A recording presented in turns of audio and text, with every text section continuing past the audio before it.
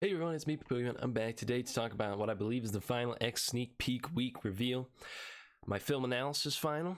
Good news, it did go well, but just like the universe, things go well, that means things go bad. I was wrong about my prediction of who the legendary character was. I feel like I'm like half right. I predicted Nightcrawler was going to be the legendary and Jubilee was just going to be like an average character. Jubilee is a legendary character, and they don't say who the other character that's going to come with her is, but like I'm pretty sure it's Nightcrawler. They do kind of play it up like, ooh, you won't know who it is, but I think it's Nightcrawler. I think they're just trying to I think we know who it is. But there's a lot of good stuff that's been happening here. I want to talk a bit about this. I've been talking about mini uniques and how they're not farmable. It appears Dr. Doom, the Doom War campaign, Chapter 3 is going to have those mini unique gear tier pieces farmable. If all of them are farmable in the campaign, that is huge because that is a ginormous part of the game I've been complaining about for years. And if they put them in here, all of them in here, that's incredible. That is so great. I think it's really getting overshadowed, partially because this was data mined earlier this week, but people are really getting a little too mad about Jubilee being a legendary. But this is big right here. I don't think this is something you should just ignore. Also, Taskmaster has been made farmable and Red Skull has been made farmable. Two characters I've been complaining have not been farmable for a long time. They're leaders to teams. The teams aren't necessarily the greatest anymore, but as new players, I think it's important to get to build up those teams. Now you can. Now, of course, Doom 3.9 isn't exactly achievable by a new player, but at least it is achievable now, which is great. So really good stuff right there. Very exciting. So next up, what sort of made people mad was the fact that Ebony Maw's event has been moved forward. I believe it was supposed to be Shuri's event, then Ebony Maw's event, or there was supposed to be a greater time period in between Black Bolt's event and Ebony Maw's event. But from how this blog phrases it, it seems like Ebony Maw may be coming next week, which is pretty quick. It is a pretty quick turnaround for Black Bolt and Ebony Maw, which is frustrating for some people because they've been building up, preparing for Ebony Maw, assuming we're following the traditional schedule, and then they sort of moved Ebony Maw ahead of time. Personally, I'm happy they're moving Ebony Maw ahead because I'm ready to get Ebony Maw. I've been excited for Ebony Maw, so I'm happy they're moving his event forward. I understand the frustrations, but personally it is not a frustration to me because I don't know, this just saves me time. I don't need another run through of Shuri. So, but I can understand why people are mad if they were hopefully ready to get Ebony Maw, but they can't. It sort of makes sense to move Ebony Maw closer to Black Bolt because Black Bolt is directly related to the unlock for Ebony Maw, but still, that is something people are a little frustrated about. I'm not that frustrated about it.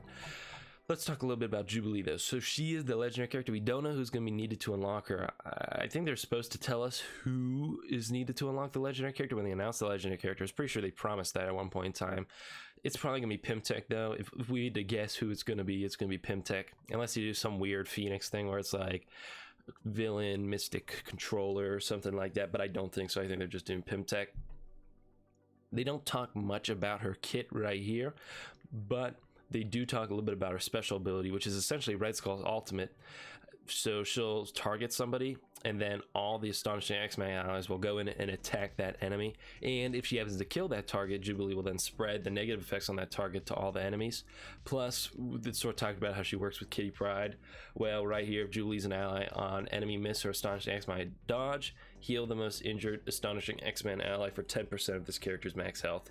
And people were complaining a little bit about 6 characters coming in a month. I did mention that there's a possibility that this could be, they're still releasing everything, and it's going to be one big patch spread across December, January. It's looking like they're probably going to be spread into January, with the announced that right here should be making explosive entries in 2021 with backup from another unexpected ally, probably Nightcrawler.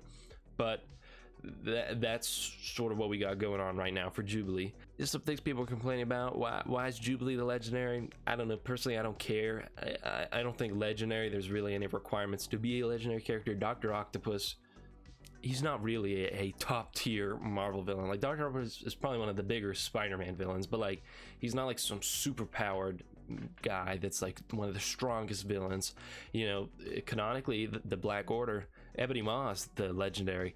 Really, Ebony Maw is just an average Joe, just like Proxima Midnight or Corvus. He's not any better than the rest of them, but for some reason in Future or Strike Force, he was decided to be a legendary character, and he's much better than Proxima or Corvus. But really, Ebony Maw is not much stronger than the rest of them, especially not Thanos. But Thanos is not the legendary character simply because Thanos came out and they weren't going to switch Thanos to a legendary event and then make Ebony Maw a normal character. So, we have that before Shuri. Shuri's not, she's just Black Panther's sister. I mean, she's one of the smartest characters in the Marvel Universe, but I wouldn't consider her like one of the strongest characters in the Marvel Universe, but she's a legendary character. Invisible Woman, she's just one of the Fantastic Four members. I wouldn't consider her any stronger or any weaker than Thing, Human Torch, or Mr. Fantastic. But she is a legendary character. We have a lot of characters that are legendary characters that aren't necessarily the strongest of the strongest. Black Bolt, Phoenix, I'd say, yeah, those are some pretty strong characters. But then you look at Star-Lord, he's just Star-Lord. He's again, it's like Dr. Octopus. Technically, yes, he's the leader of the team, but he's not like a really strong character or something like that. So personally, I don't get as frustrated with Jubilee as a legendary character. I understand some people are arguing Iceman, because he's an Omega level mutant, he should be a legendary character like Phoenix.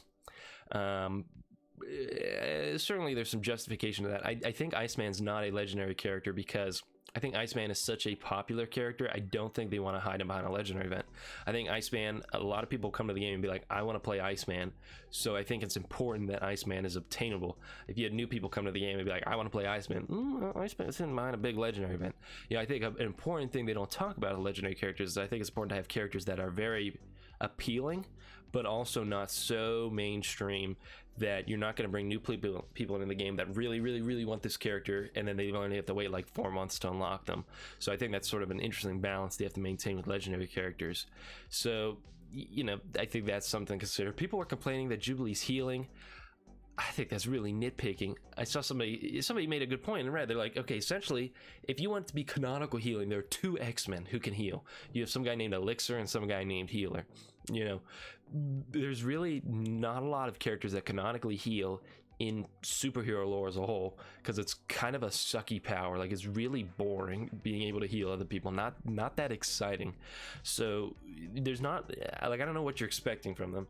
I think a lot of the times healing, just like stealth or taunt, is a very, you can interpret it in many ways. Stealth could be smoke screen, or it could be actually going invisible, or it could be camouflaging yourself. There's a couple of different canonical things they're doing when they go into stealth. Taunting, that doesn't even really make sense canonically. What was he like, yelling at everyone, forcing everyone to attack them? That doesn't make sense canonically. Healing, I think, it doesn't always have to be direct healing. You could argue she is providing a morale boost to the team that's sort of giving them a second win, helping them to fight some more. That's sort of how I think about it. Or the Young Avengers, they get the drain. It's sort of like they're younger people, they have a lot of energy so they can keep going. That's sort of how I view it. Again, I think healing, you gotta have a little bit of an open mind, a little bit of interpretation, because people were complaining that Jubilee / Kitty Pryde are healing. What do you want from them, guys? Like, they can't just make new X-Men characters. I think they're mostly just frustrated Jubilee is the legendary. But overall, I'm personally pretty happy with this announcement. Ebony Maw, very good for me. Again, I understand a lot of people in the community that's not good. Many Uniques, very excited about the possibility here. And Taskmaster Red Skull Farmable also makes me very happy. I'm disappointed they don't talk about the Battle Pass or Blitz Sim, because those are what I'd argue pretty important things coming next patch that I think we need to hear more about. Not something where the patch comes out and it's like, oh, by the way, Battle Pass, pretty important stuff. I feel like it would have been a good idea to talk about that, but whatever. That'll probably release on Tuesday when the patch comes out, so I guess we'll just wait till then. And a lot of people are mad that Jubilee is a legendary. Personally, I don't mind.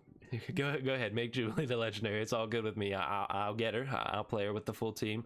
I'm interested in this team. I'm sure she'll be a fun character, and I don't mind that Jubilee is the legendary instead of Iceman or something like that. It's all good in my books. But at the end of the day, what do I really know? Because I am only a 19-year-old. I bet we're going to have a happy and healthy day, and I'll see you guys in the next video. Signing off, everyone.